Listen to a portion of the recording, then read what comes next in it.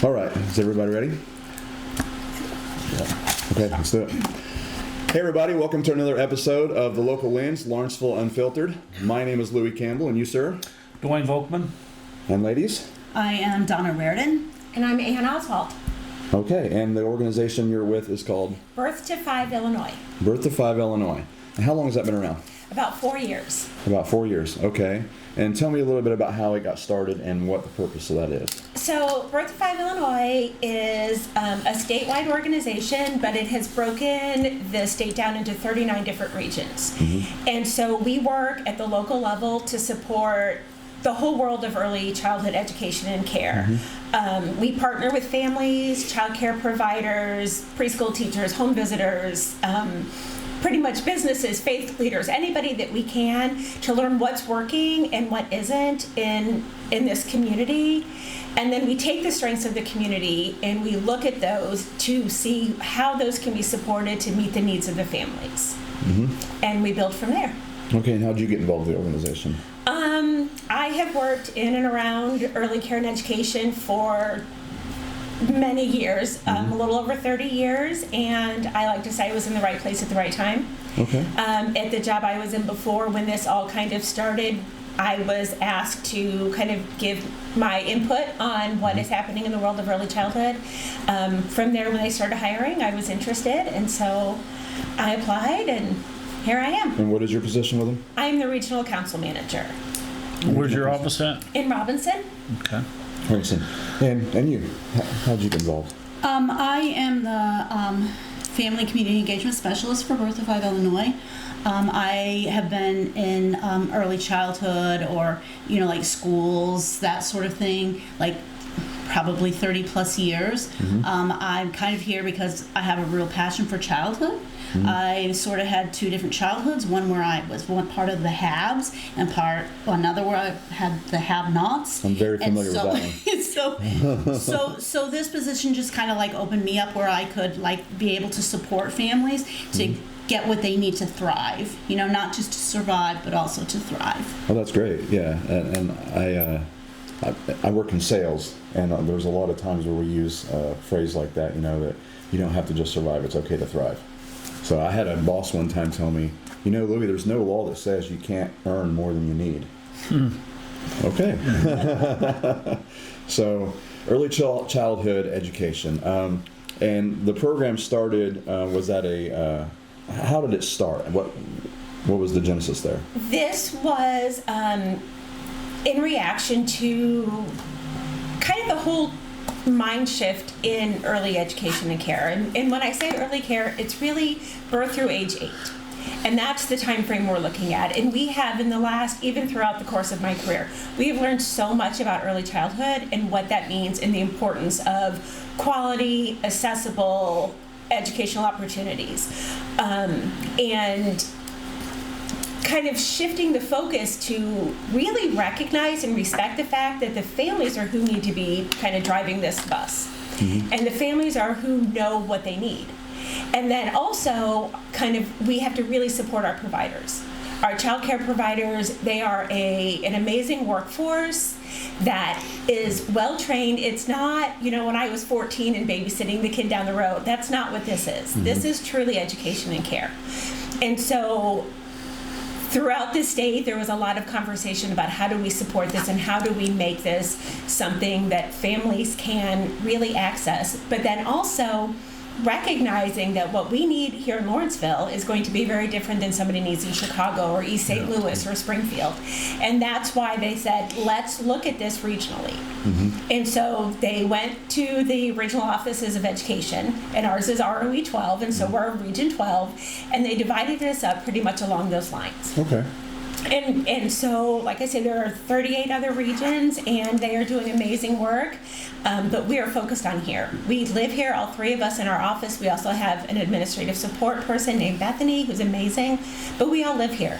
We've all raised our kids here, and we raise our families here. I've lived here about 30 years. I choose every day to live here. Mm-hmm. I chose to raise my child here. Mm-hmm. And so we know our communities. And so there's this idea that, which I agree with, that if you you can understand a place better when you are a part of it. And as a part of it throughout the state, it's been really fun to watch how everything is kind of, and some of us have very different goals and recommendations, but some of us are really kind of similar, which is fun to fun to watch and see how that's working out across the state. So this organization came in, you say 4 years ago, so it was after the pandemic. Yes. And did you see a lot of ripple effects from the children being out of school for so long? Yes, I think the most prevalent thing we saw during the shutdown during the COVID-19 shutdown was it really brought the need for childcare to the forefront. And when those childcare shut down, we were really in trouble. We, in our communities, in our region, we have a lot of businesses that did not close. Our factories, our correctional institutions, our hospitals, those places didn't close. And those kids needed to go somewhere. But childcares were either not open or they were operating at very, very reduced numbers. And so we had a lot of people who couldn't go to work. And for some people, that was just kind of an unfortunate thing, but for some people, they didn't get paid. And that was their livelihood. And if you can't go to work, and so I think it really brought the need for quality childcare into the forefront. There have been some changes anytime that you have any kind of trauma. And that was a trauma, like a nationwide trauma. Yes, it was. Yeah. Anytime you have a trauma, you're going to see impact on children. From lots of different reasons. They could have lost somebody during that time. There are a lot of people who we lost. A lot of people lost jobs. People were losing their homes, their livelihoods. It was a really scary time for a lot of people. And so I think that we are starting to see, and I can't quantify that, I can't talk about, different things, because I think we're still kind of figuring it all out, what it looks like. Even 5 or 6 years later, we're still figuring out where we are with that. But it really brought to the forefront this need for childcare and for these programs to continue running. Can you give some specific examples of how your organization, how they got involved and how their involvement affected families in a positive way? Yeah. In that case. In that case, well, we came in, a little after that, but one of the things that we've really done is to talk about and to ask families, what do you need in childcare? What do you need to make this work for you? And one thing that we've heard over and over again is the need for second and third shift for non-traditional hours of childcare. At this time, we don't really have in our area, we don't really have childcares, nearly enough childcares that are licensed for second and third shift. Right. But that's what we heard. Is it a people different need. license? It is a different licensing process, and you have to have different stuff, and you know all the things. But we heard that loud and clear. We heard from families also that for those, especially third shift, they wanted in-home childcare. They were more comfortable sending their child to a home as opposed to a center. Centers are amazing. They fill a need for a lot of families. We use one, but families, they wanted to put their babies to go to sleep in a home, not at a center. And so one thing we've done is we have partnered with Project Child, which is our child care resource and referral agency, and we held workshops in all 5 of our counties. We had them come to talk to people about how to start a home child care. We are still doing that. We are still working on that, and they've kind of really focused on starting home child cares because that's what families said they wanted and what they needed. So a lot more education going into helping people to start. We've talked to the Small Business Association about, because that's a small business, and how do we get licensed and how do you do quality child care.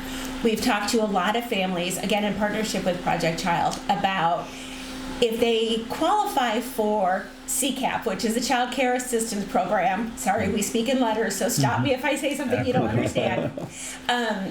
How many families would qualify for that, for help paying for their child care, who are, Grandma or Aunt Susie or Uncle Bob or my best friend down the road are caring for my child, not realizing that they could possibly get paid through CCAP. Okay. They could, we call it Project Child around here, but they could get that subsidized child care with what we call friend, family, neighbor care. People don't know that. And so how do we let families know that the childcare they are using and using successfully, maybe they could get some help if they meet the income guidelines? And there's a couple of hoops you have to jump through, but you don't have to be licensed or anything like that. How do we connect that? How do we let families know that? Because that could be a game changer. So for that specific example, how would someone locally, where would they go to find out if they qualify for that? Project Child is going to be your best bet, and you can find them at projectchild.net online. And they're all over.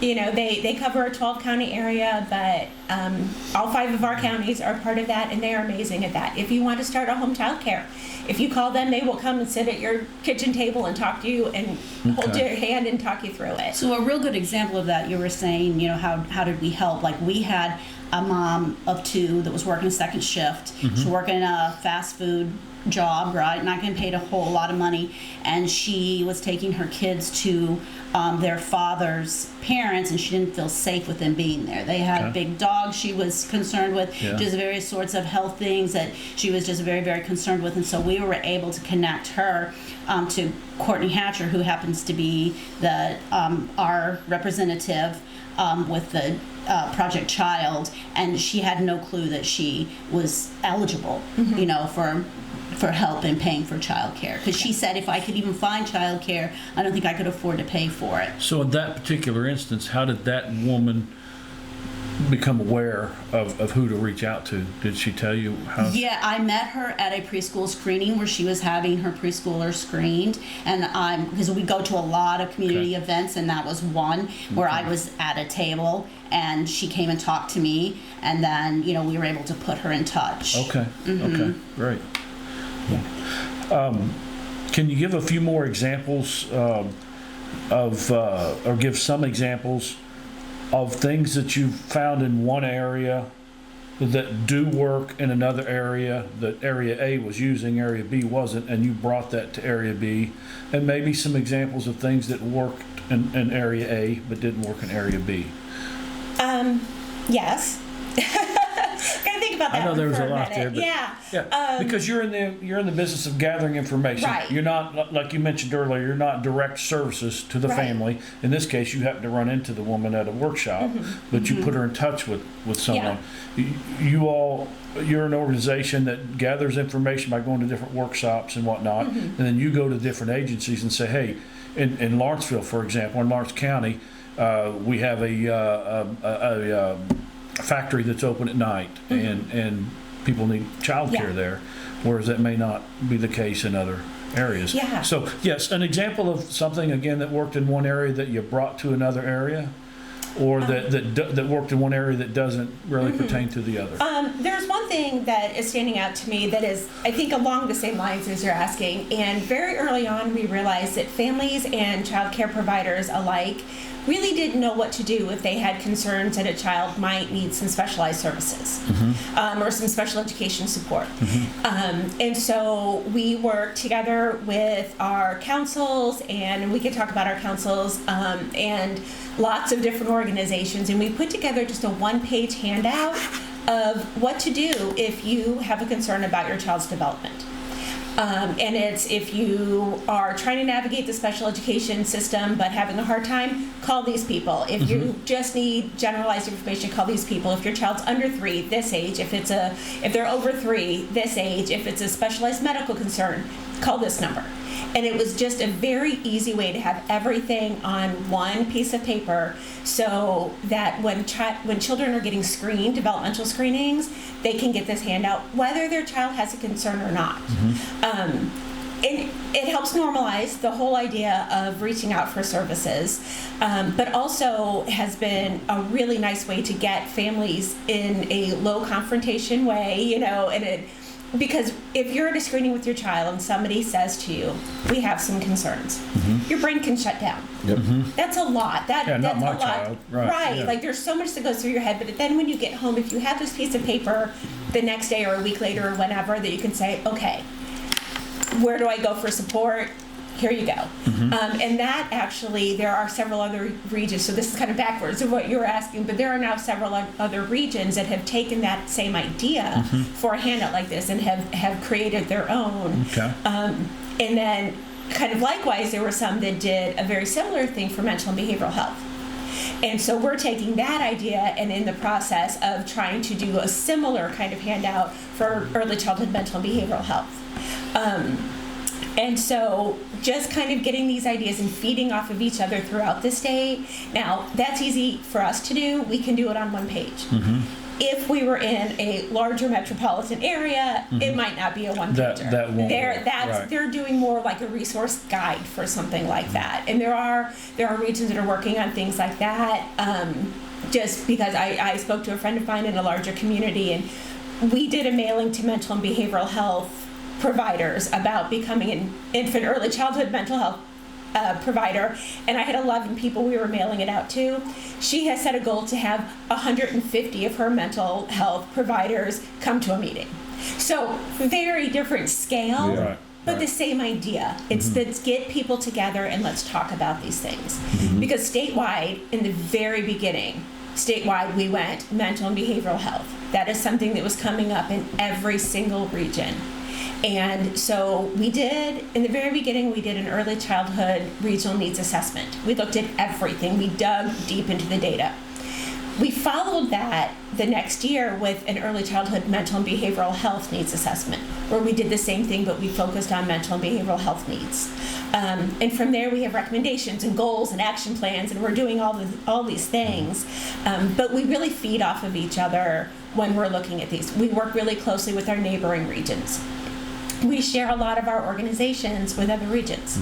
You know, we have URBA Head Start, but URBA also is up in Region 11, and we have Illinois Eastern Community Colleges, but they're also in Region 20. And so I meet with my coworkers from the other regions fairly often to make sure that we're not all asking the same person for the same thing, like let's kind of divide and conquer here, but also to make sure that if there are ideas that would be beneficial to our region, that we learn about them. And likewise, if we're doing something that's working, then taking it back to them. I had a question.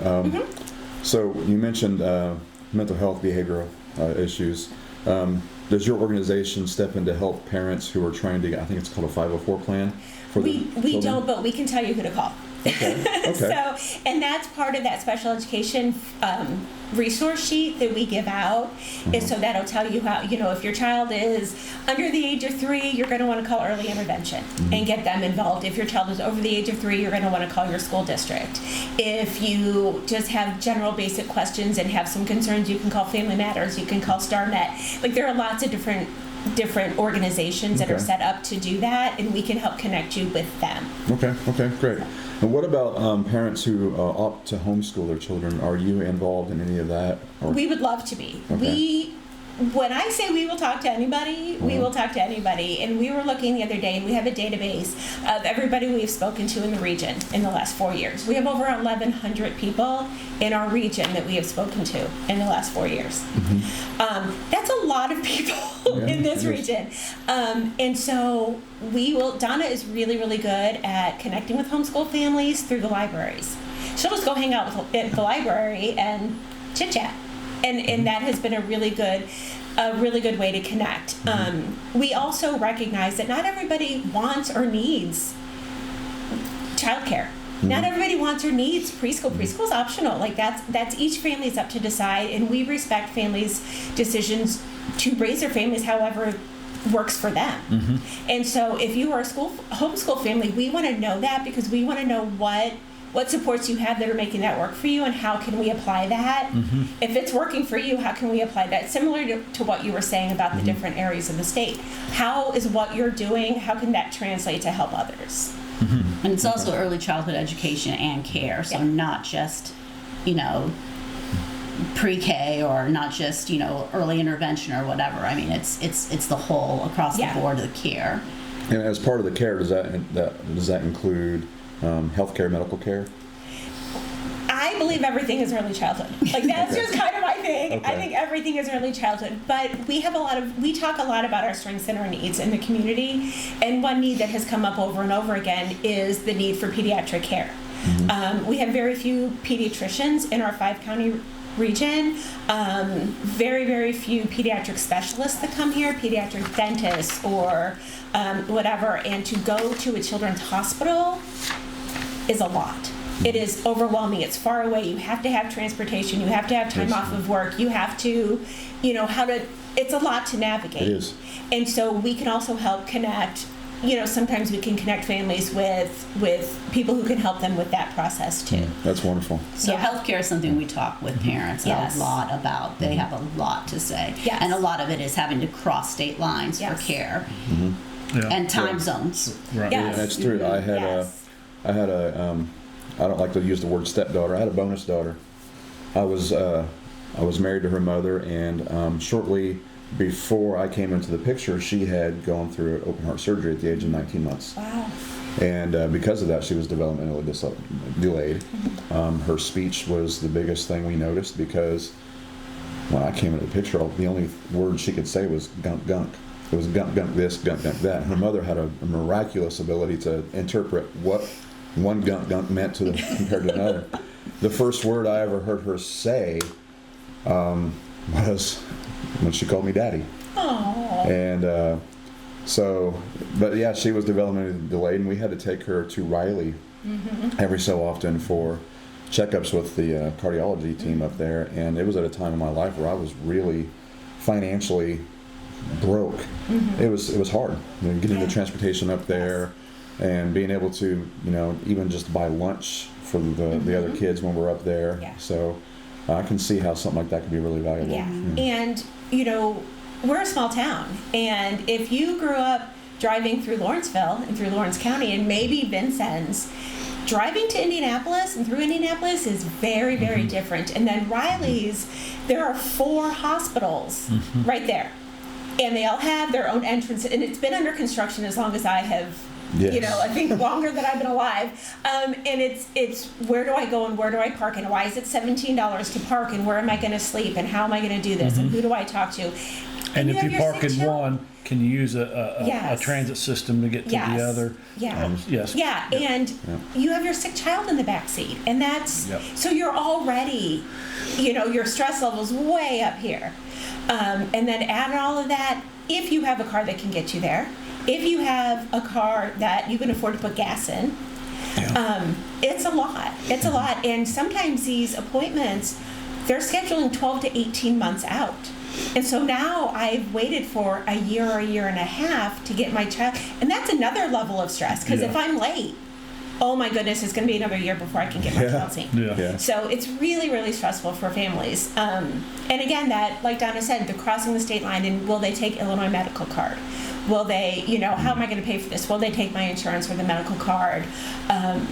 It's a lot. So your organization would speak to or coordinate with other organizations about the specific concerns. We So would- here's how you can help. You're not necessarily going to the family all the time Right. saying we can help. You're Yeah. going to that other organization saying these are concerns that you need to address. We would typically tell the family, this is who can help you. Right. And we would connect them with the Okay. organization that could help. You mentioned 5 counties. I don't know if you mentioned that yet here today or not. You wanna Lawrence, Clay, Crawford, Jasper, and Richland. Okay. I have to count them on my finger. And I can do those in alphabetical order. Oh, wow. I had it So written you're down, but way not better in at that this order. than her. Yes. Okay. Yes. Right. That's why I keep her around. Okay, that's great. So, Lawrence, Clay, Crawford, Jasper, and Richland in alphabetical order are. I'm quizzing Clay, Crawford, Lawrence, Jasper, Richland. you. Okay. You pass. I had to practice. So just connecting resources, I think that's a really important thing. I've always valued, one of the things I'm good at is connecting people to certain resources, and I've been called resourceful a lot. Yeah. And I think it's a valuable skill. Networking. Yeah, networking is an important skill, absolutely. Yeah, and families talk about how complicated those resources can be too. Mm-hmm. So like I think that's one of the goals is to make that like the whole web less webby, less complicated. Yeah. Yeah. Yeah, and that's something we also found that even the service providers didn't always know what was out there. And so we started hosting virtual resource roundtables where we would just gather organizations, representatives from organizations, and we would just talk about what each other does. And so they could learn, I could send a child here for this or a family here for this. We were learning that because so many of our organizations cover so many counties, they were having a hard time knowing what was going on in each community. Yeah, so you're not only, sorry to interrupt, but you're not only educating families, you're educating the different providers. Yeah, all those of connections. things they had no idea. Yeah, and so we have started an email list, and it was a simple thing, but it's one of those things that unless somebody thinks to do it and does it, it's not getting done. And so we started an email list. We have about 35 organizations on it, and anytime we get an invitation to a community event, a training, a family event, something like that, we send it out to that whole group. And so we've seen an increase in the number of these organizations that have participated in community events. So keep an eye out when you're, at the next, community thing, how many tables are out there that are early childhood or family related, because we've really seen it, because they just know about it more. And when you, like Project Child, for example, they cover 12 counties. It's impossible to know every event that's going on in a 12 county area. No matter how hard you try, you just cannot do it. But if I'm sending you an email that says, here are the 5 things going on right now that in these 5 counties, then they can just fill them out. How do you get that information? Are they all of them reporting to you? Different ways. They all send out if they're having something, which has been really nice. And also, Donna and I go everywhere. We have in the last 4 years attended over 250 community events. We've spent the last 4 years out in the community. Yes, and so we have built those relationships, and we go to interagency meetings, and we go to all the meetings. And as we hear about things, we take that back and share that out in the community. And then whenever we're at an event, we try to go around and talk to everybody there. This is who we are. Let us know, and then we connect that way. So they recognize you as like a centralized agency that they all not only bring information to you, then you disseminate it back to the various agencies. That's much nicer than busybody, which is kind of what I am. Oh, wow. Yeah, I would not have used that. And it was slow going at first, but I feel like we have really gained some traction with that. Well, 250 events in 4 years is a lot of events to go to. It really is. It really is, yeah. So that's the agencies, how you interact with them. An individual, would they call your office in Robinson if they want you to direct them to? They can go, actually anybody can go on our website, and it's birth25il.com, and there's a contact us form, and then they can do that. That's probably easier than calling because we're not in front of our phones very often because we're out and about. Or if you search Birth to 5 Illinois Region 12, on any search engine, it will take you straight. To us, to Region 12. Okay. Yep, and there, you can, or any region. If you are watching this far and wide throughout the state of Illinois, if you just go to birth25il.com, you can find your region, you can find your county, you can connect with your team in your own region. Okay. And you have a Facebook page as well? We do, and it's, Birth 5 Illinois Region 12. We try to keep it simple and keep the same name everywhere. Even though you deal with children up to 8. Is that what? Did I catch that earlier? Well, yeah. Okay. Yeah. You mentioned if people happen to be watching outside of our area or statewide. Because this is going to go viral, I'm sure. It is, exactly. Why don't you tell us how tell us how you came about knowing about us? How did you know to reach out to us? I was on Facebook, and I saw the podcast on something, because I tend to follow all of our communities, community pages, just another way that we know what's going on in the community and where we can be. And I saw this pop up, and I was like, ooh, a podcast. This looks like fun. And so I said, oh, I don't think we really want to do this, and then went, yeah, we do, and then told Donna that I had done it. Said, hey, you want to come play? Some of the ones that you'd mentioned were the one where we had Darren Bailey on. That caught your attention as far as the exposure that we had gotten. And so that was one that... Yeah, and the one that you had, the couple that is working in recovery, that is yes, something you mentioned that might be a resource. resource. Yeah. Right here in Lawrenceville. Yeah, and a resource that I wasn't aware of before. Right. They're a so I'm wonderful super couple. excited about that, and kind of putting that in our little I wanted you to go there. Rolodex in my brain, to keep that in mind, you know, for outreach and for connections. We've watched several of them. That was one of the reasons I brought that up, is to mention to people that because of that podcast, that might become another resource for you. And we have lots of other resource agencies that would be happy to come on here. You might not know what to do with yourself with all of the people that we can send your way. If it's in Lawrenceville or affects Lawrenceville, we want to talk to people. Like we had explained earlier, I mean, the genesis of this podcast was for other reasons. For our political reasons, but we want to talk to people that and not discuss the politics as well. We had a local basketball standout on the podcast. That man's memory for numbers and dates was phenomenal. He has a steel trap for a mind. That's awesome.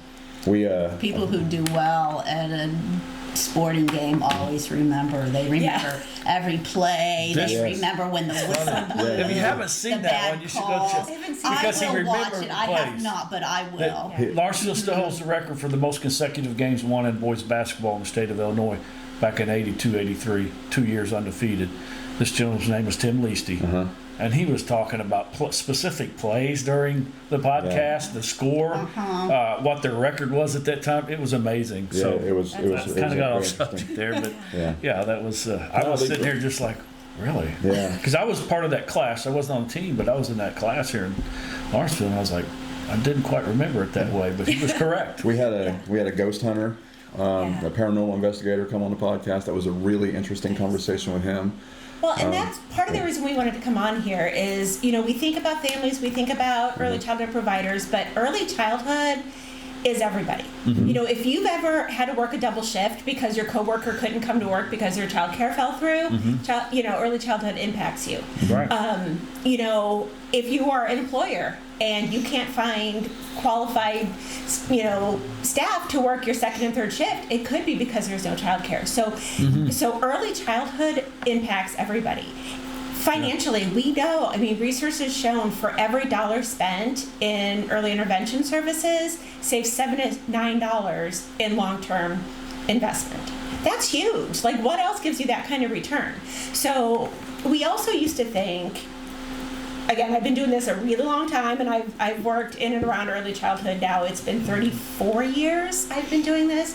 When I started my career, we still were kind of with that mindset of kids are little, they're resilient, they won't remember it. But now we know differently. We know through imaging that trauma can change the physiology of a child's brain. Not that a child is like brain damaged or anything like that if there's trauma, but it changes how their brain responds to things. Knowing that, we know that we can't just say, oh, they're resilient and they won't remember this, because they might not be able to remember it, but their brain does, their body does. And so how we do this, how we approach this, and going back to talking about COVID and how that was a trauma for a lot of families. You know, losing a parent is a trauma. Losing a grandparent, especially one that maybe lives with you, is a trauma. And how is this impacting not only our children, but our own parenting? How is this, as a parent, after don't leave your house for a year because your baby could get sick, to then saying, okay, now send your child to preschool? And I was the coordinator for preschool program, kind of that, during all of that. And it was very scary. We had a lot of families that next year that said, no, I'm not doing this. And I can understand that. And so how do we collectively rebuild that whatever we lost, kind of that faith in the safety? So I can imagine, because the anxiety that I experienced, even seeing the world, I was watching the news, seeing the world starting to shut down, it was, it caused a lot of anxiety. And I was a grown man, and my children were sent home from school, and they They lost their grandfather to COVID. I'm so sorry. He, not my father, but it was their mother's father, and he was a wonderful man. Wonderful man. He died actually on my birthday in 2021. Really, really good man. And they have a lot of trauma from that. Yeah. So, and that will affect them. Long term, of course. Yeah. So. Yeah. So how do we get these kids support? That's something we're looking into. Yeah. So you've talked about how you connect resources, not just with families, but from agency to agency.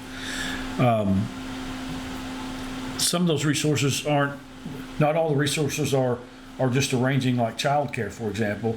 There's also a financial aspect of it as well, right? You can help people find financial resources as well. Tell us a little bit about how you're funded. We are funded through a grant through the Illinois State Board of Education. So it's we've had our funding has been through the State Board of Education and through the Illinois Department of Human Services. That's above my pay grade to really understand all of the ins and outs of that, but it's through an Illinois State Board of Education grant. So you're a nonprofit organization? Yes. Okay. Have you sought funding outside of those? Nope, and we won't. We are very fortunate that for what we do, we are funded appropriately. And so if we do get questions about or offers about additional funding for us, we just refer them on to other organizations that we know would benefit with the support. What would there be a backup plan in case your funding is cut? I just choose not to think about that. Because if you're not there, then all these agencies, it seems to me like, would be just disjointed. Well, they'd be kind of doing their own thing, and they don't have that. In a perfect world, the work that we have done will carry on. Right. Through, so it's important that you stay funded. We talk a lot about silos and how all of these organizations are in their own little silo and nobody. Right. So we are trying to, and we laugh and we're like, in our region we have actual silos, and trying to do that. But something else that Birth Defy Illinois does is we do provide grant funding and subcontract funding to early childhood collaborations. So there are now 3 in the last couple of years. We now have 3 early childhood collaborations in our region. We have Crawford County Kids Association in Robinson, or in Crawford County. We have the Clay Effingham 0 to 5 early childhood collaboration, I think is their name, in Effingham and Clay County. And both of those are funded through grants, or partially funded through grants and subcontracts from Birth Defy Illinois. Lawrence County has also a Bright Start collaboration that is not funded through us, but is doing amazing work. And Amy at the health department is really the leading force behind that. They are doing amazing work at that. Bright Start, I think. Right, something. I think it's Bright Start. That's Amy Marley at the health department? Amy Marley at the health department. Okay. They are, I'm telling y'all, the health department you have here is amazing. We have great health departments in our region, so strong. The 4 that we have, and then the health office in Robertson County are amazing, and they're doing amazing work. Though we brag about your health department. We do brag about, and their child care. That is, as far as we have found in my own little research of reaching out to my coworkers and saying, is anybody else doing this? So very informal. We don't know of any other health department that is also operating a child care center. It is the first, and it's an amazing idea. And just everything that comes with that. It's so exciting. We brag about all the time. Well, they moved into a very nice facility. Yes. Yes. When they took over what used to be a nursing home and remodeled, and so it's a very nice facility. Yeah. I had a couple questions. All the resources you connect people with, do you connect families with food resources or job resources? We can. Okay. Typically, we give a broad overview, and so we can. And most of our counties have really good resource guides, typically through the health departments. I know Lawrence County Health Department has a great resource guide, and we often refer families to those because that's one-stop shopping, right? It's you can get your food, you can get your your housing, anything that you need to find through there. There's no sense in us reinventing the wheel. There's no sense in us coming up with a resource guide if someone's already done it and done it well. Sure. And so we have a collection of all these resource guides, and so we can, typically what we do is we say, hey, you know, this is online, here's a website for it or whatever, or we can look something up. But, you know, if somebody calls us and says we need childcare, we're not going to give them the information on here are all the child cares, but we are going to send them to Project Child, who can do that for them, and then get them, you know, lined out with the payment and, you know, all of the things. So you basically become an expert at knowing who does what and how they do it, so that when someone says, I need this, you're like, I know just the person to send you to. Yeah. We're good dot connectors. Yes. Okay. You're the Awesome. central spoke in that networking. Oh, I like thing. that. Yes. You can, Yeah, I like that better. you can borrow that. You can use that. So, one of the questions I asked earlier when I asked you to give an example of something that works somewhere that other places weren't using that you'll try to implement in these other places. Sounds like what our health department is doing is something that you Yes. try to get other people, Yes. other counties to do. Yeah, I actually was invited by one of my coworkers to meet with one of their legislators to talk about the child care center here that is operated by the health department.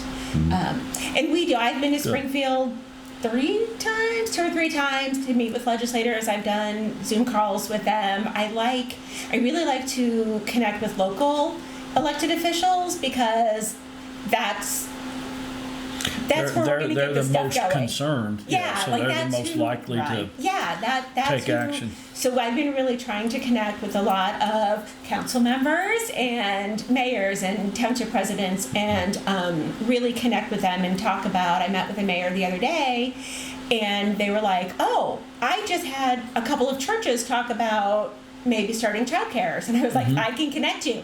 And so we kind of had a conversation about. Was that in this? No, okay, wasn't here. It was a okay. different. It was a different town or a different county. Okay. But those kind of conversations just kind of happen to pop up sometimes, and then we can make those connections, and we can kind of be a part of saying, well, here's what, and we are finding our reports are being used. The data we have is being used a lot in grant writing and you talked about sales and marketing before, in the sales and selling why we need this and how can you fund us for this, because look, this is the need. They found the need, they established it, here we go. For someone that might be wondering about a potential collaboration that you brought up earlier with the center that's here in Lawrenceville, do you remember? Rooted in Grace. Rooted in Grace. Now, I would imagine that you would be involved possibly with the people who might be residents there with their children. We could be. Yeah, okay, we definitely could talk to them about anything like that. Or if we run into somebody who might be struggling with substance misuse disorder, who is looking for a place for support, we can, recommend. An adult, so Yeah, that an you don't adult, have to yeah. deal. Okay, or Yeah. it's not strictly. Yeah. I mean, we are Birth of 5 Illinois, and we But are. you're doing it. Okay. but That cleared that up for me a If little bit. somebody walks up, I was wondering, This is- because those are all adults there. And I was Yeah. thinking, where would that connection be? How would you? yeah, but. But we're like going Ann back- said, you can bring everything back to Yeah. early Gotcha. childhood Yeah, or okay. just, to the family, Yeah. Okay. Yeah. Yeah. Because families are affected and But Yeah. even in that case, especially if they have children, obviously the children Yes. aren't living there, so Yeah. you can maybe help Yeah. find them resources for that. Yeah, Okay. and if somebody comes up to me and says, I don't have any children, but I'm looking for this resource, if I know about that resource, I'm not going to say, I'm sorry, right. I can't check a box Right. off for you. No, I'm gonna share that. And I'm sure you'll put their contact information on there on the podcast. For Rooted in Grace? No, Or for For us? yes, absolutely. Yeah. Yeah, I have a note here to do that. So, Okay. and you said you work with faith-based organizations as well. Can you give an example of that and how? Yeah, we in Robinson actually we connected with First United Methodist Church in Robinson, and they also have the NOW program, the Nutrition on Weekends program, the backpack program where they send food home with students. And they every year do, between the church and the NOW program, they do like you do here in Lawrence County, they do a back to school shopping day. where students come through and they get all their school supplies and clothing and all the things. We last August moved offices, and now we're across the street from the church where all this happens.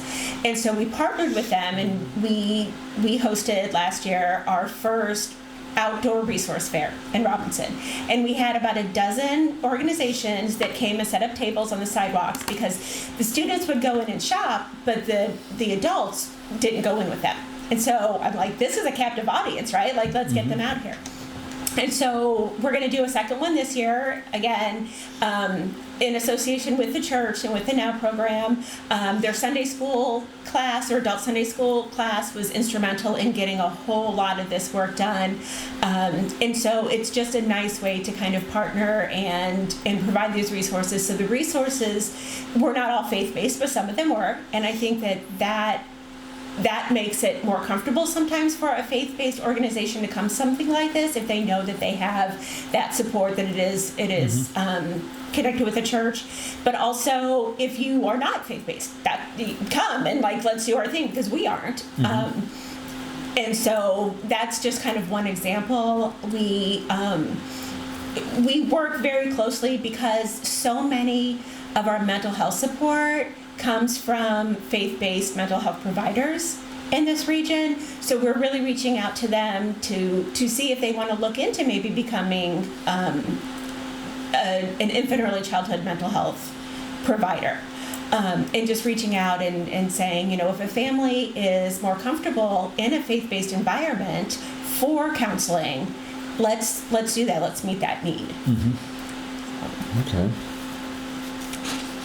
Are you familiar with we have something similar here called Kid Shopping Day, is that right? Yeah. So you're familiar with that? Yes. Do you have workshop things set up We outside of there? haven't, but I'd like to. Yeah. Yeah, we do go to the Lawrence County Health Department when they have their back to school bash, Yeah. where Okay. they provide Love the that. backpacks, and they also have a ton of resources, Yes. and they do shots. You can go Yeah. get your shots there. They have the dental safari there. They bring a helicopter. Wow. That's cool. Okay. Yeah, so we do Yeah. attend that.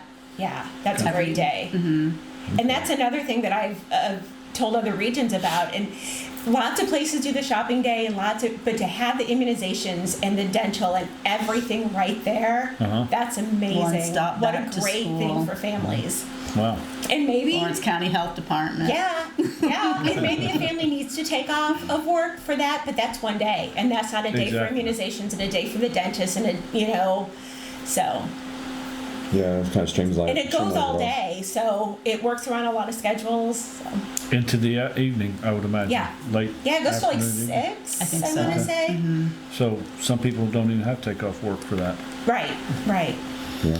Yeah, last year there was a storm coming in, so we Yeah. closed shop a little bit early, which was a good move. Yeah. Because within did hit. minutes of backing it up, it came in. Yeah.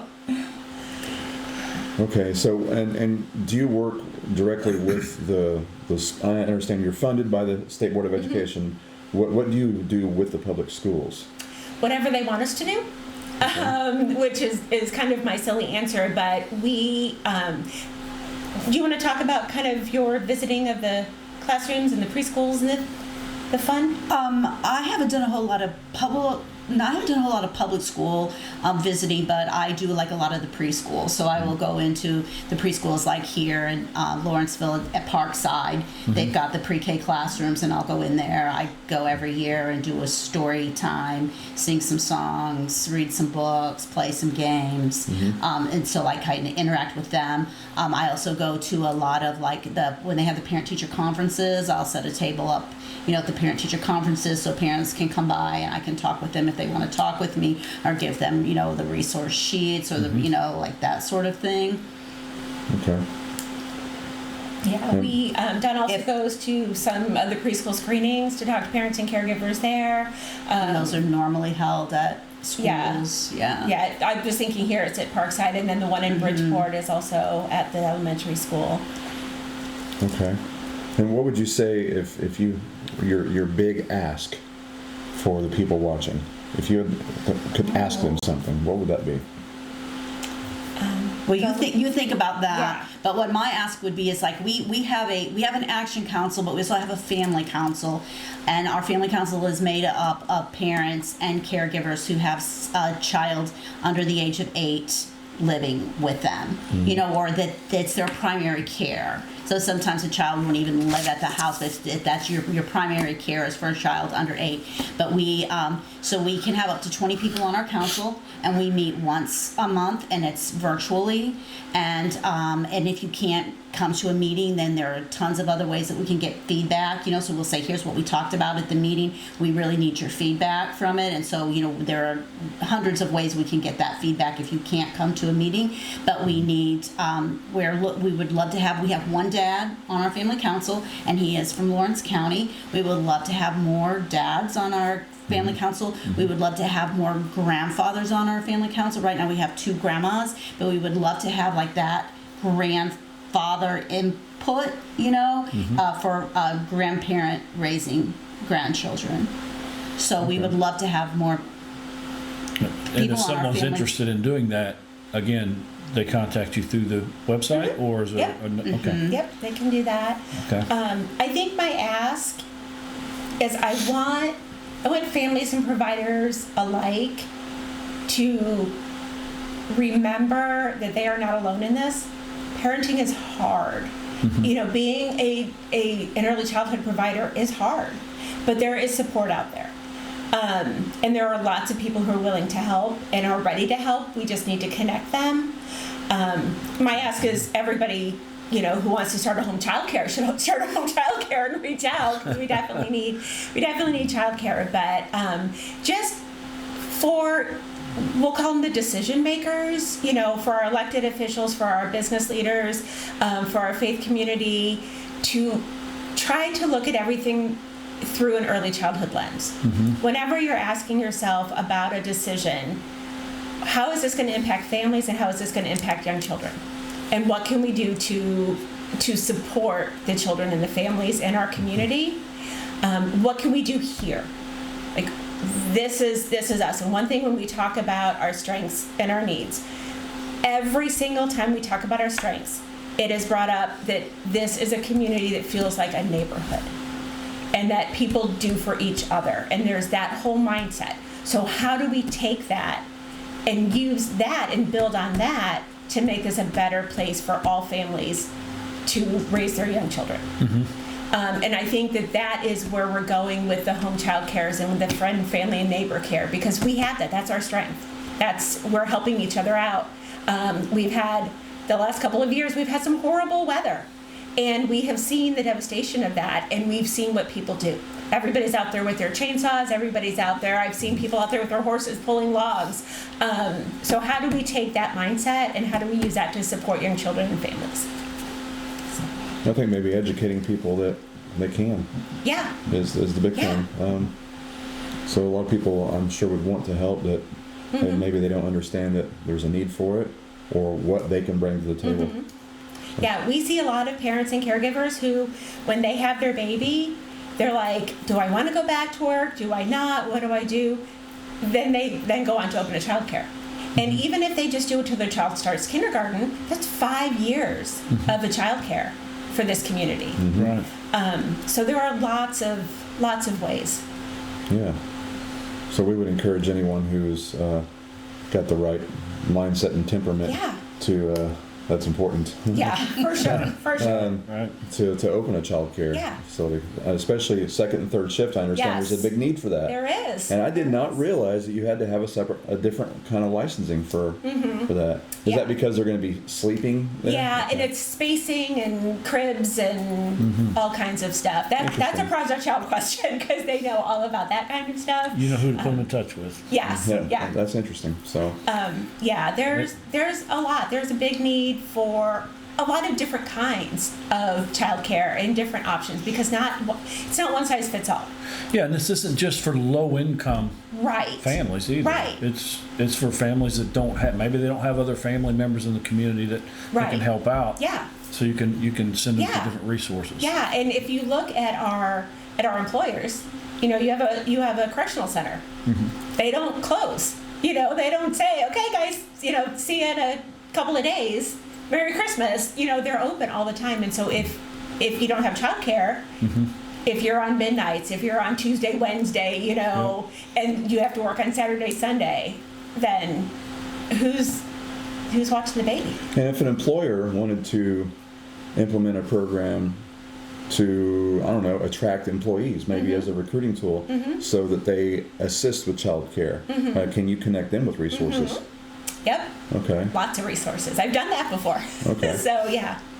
Yeah, and there's a lot of help out there. There's, like I said, I keep talking about Project Child, but there's also the Small Business Development Association that can help you better understand funding that might be available to start a small business. There are different economic development organizations that can help even a larger business figure out how all that would work. There's a child care in Effingham County that is operating in a factory, and we can connect with those and how all that worked, and we'll find you somebody, and if I don't know that person, I'm going to find that person. Yeah, I can see that being an attractive thing for a parent who needs childcare. There's two employers, and one of them offers, on-site childcare. That's a huge fringe benefit. Yeah. Yeah. So that's great that you can help with that or direct them to the people who can. So, do you have any other questions or? No, it just sounds like it's the fact that you guys are just a valuable resource for people, and I hope that people who are watching that need to find out things for child care or whatever else they might need, that they reach out to you all as the central spoke. Yes, the center spoke. In the networking. And that's my world. business card. Yeah. And Oswalt, center spoke. There you go. Worth of Illinois, Region 12. Right. That's great. In alphabetical order of our counties. Yes, and alphabetical order of the counties are? Yes, Clay, Crawford, Lawrence, Jasper, Richland. Okay, wow. She's got it down. She's got it now. Yeah, all right. Yeah, backwards, forwards, I've got this. Do you all have anything else that you would like to share that maybe we've covered a lot? I wrote all these notes and then did not look at them a single time. We are, working on an update to our regional needs assessment. So in a few months we'll have that, and it's just kind of what's happened in the last couple of years. It'll be much shorter than the first one, thankfully. But just kind of some updates on like the new child care center here with the health department, that's included in there. So that's something that come July-ish, end of June, beginning of July, we're really going to start talking a little bit more about. We have lots of community events, so make sure to look for us wherever you are out in the community. We try to be in as many places as we can. And, just reach out to us, because if it's not something we can help with, we probably know who can. So. Okay. And if there's any Lawrence County-based events, I do operate a local news page for Lawrence County. Okay. So definitely, stay in communication. When we get me that information, I'll help promote those. Awesome. I have real close to 8,000 followers on the page. I'd be glad to help promote any of the events that you are part of or you're hosting. And we're happy to partner with any organization that wants to put on something. We know that's a really heavy lift sometimes, and so if we can offer a little bit of extra help, some extra hands, some coordinating, I think we can coordinate a resource fair in our sleep at this point. So if any organizations want to partner with us, we do love to partner with people. So just reach out and we'll see what we can do. Wonderful. Well, before you leave today, we'll give you that contact information for what's the name of it again? The church? The Rooted in Grace. Yeah, Awesome. Rooted in Grace. Thank Yeah. I'll make sure Yeah. you get that We'll for reach you. out. Yeah. I'll get you the names of both the individuals and Great. Get their contact information for you. Great. That's great. Thank you. Yeah, they're a great young couple. Yeah. They really are. So Yeah, I really enjoyed that episode. their story was pretty powerful. Yeah. Yeah, and that's we partner with the Clay County Health Department and the Coalition Against Drug Abuse in Clay County, and we put on, it's called the SURE Symposium. It stands for Substance Use Resource and Education, and we'll do our second annual one this fall. And we have panels at each one with individuals with lived experience. telling their stories, and they're so powerful. And again, you know, I jokingly say everything is early childhood, but it is. Because the impacts of substance misuse disorders on young children, on families, can be devastating. But it doesn't have to be, because there's so much help out there, and there are so many resources, and so many people have stories that they can share that are so powerful and just so uplifting. That's my favorite part of the day, is to just hear the stories. And that's something else, that's another ask. If you go on our website, you can add your own story. We have, in the state, there are about 200 stories on our main Birds of Illinois website. 10 of them are from Region 12, 3 of them are from Lawrence County, which I'm really excited about. And you can just go on and put your story of your experience with early care and education, whatever it may be. And you can put your name and your picture and your county, or you can put none of that, whatever your comfort level is. So we have some that I can tell you who they are and and then we have some that are completely anonymous. And so even if you put in what region you're in, they don't even necessarily have to put that. Because we know for some people that could be a safety issue to put their story out there. But we love when people put their stories. And these are seen by everybody. And we take these, especially when we meet with our elected officials, and we say, look at these stories. Like, this is your chance to have your story out there.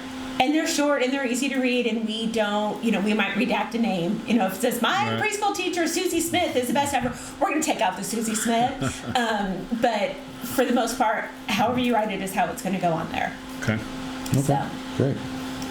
almost forgot about the stories, my favorite thing. Well, we'll end with that then. Yeah. Unless you have anything else. Yeah. Thanks so much for coming on. We really appreciate it. And for reaching out to us about this. Yeah. So. I would say, you mentioned earlier that parenting is hard, and I jotted down a note that, parenting is hard even in a perfect world. Yes. But a perfect world doesn't exist. So that's why we need organizations like you all. Yeah, absolutely. And I tell people, I know early childhood, right? Like this is what I do, this is what I've always done. When my child was little, I didn't know what I was doing. Even with all of everything and all of the experience and all of the things, I still didn't have a clue. Well, yeah, you have a baby in a hospital and they go, here you go. Yeah. Good luck. And I was like, read this in the textbook. This was not in my textbook. Right. So, yeah, it's really hard, and especially for so many families that don't have support. Because as much as we are a neighborhood feel, not everybody has that. And how do we connect them? And again, that's where our faith-based communities come in, and some of our homeschool communities. That's where we bring them in and try to connect. Yeah, You mentioned you had a family member that either used or could have used resources like this. I have as well, and it was nice to be able to go somewhere to gather up all the resources. I don't know if I'd interacted with your agency itself. Well, I know I haven't, because it was many years ago.